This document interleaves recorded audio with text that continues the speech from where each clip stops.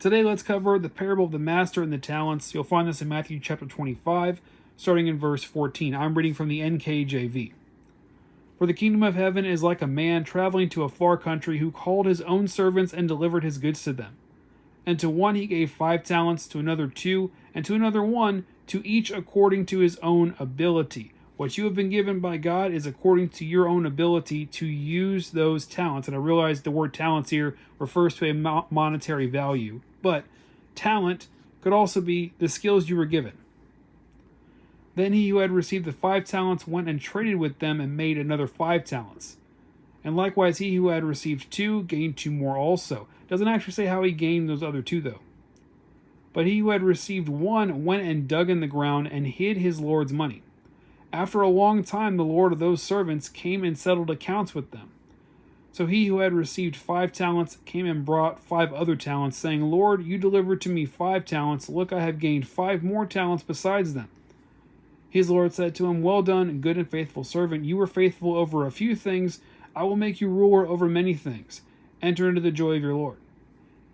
He also, who had received 2 talents, came and said, Lord, you delivered to me 2 talents. Look, I have gained 2 more talents besides them.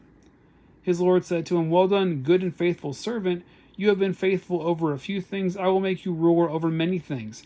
Enter into the joy of your Lord. So 2 talents and 5 talents, didn't matter how many, as long as talents were gained, they were good and faithful servants and entered into the joy of their Lord.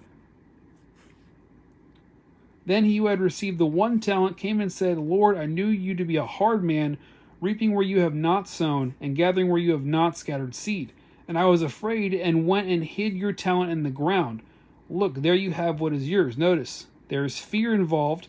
He didn't do anything with it, and he just hid whatever was given to him. But his Lord answered and said to him, You wicked and lazy servant.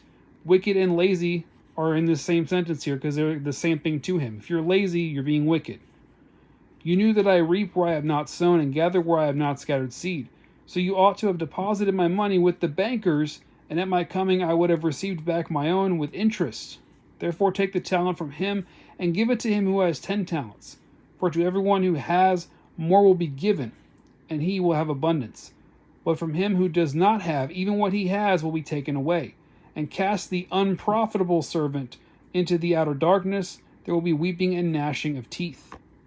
Let this parable be a lesson to steward everything you have, your time, your energy, your money, and all of your skills in service to the kingdom as best as possible. Because one day Christ will come back to judge what you have done and to settle your account, as the parable says.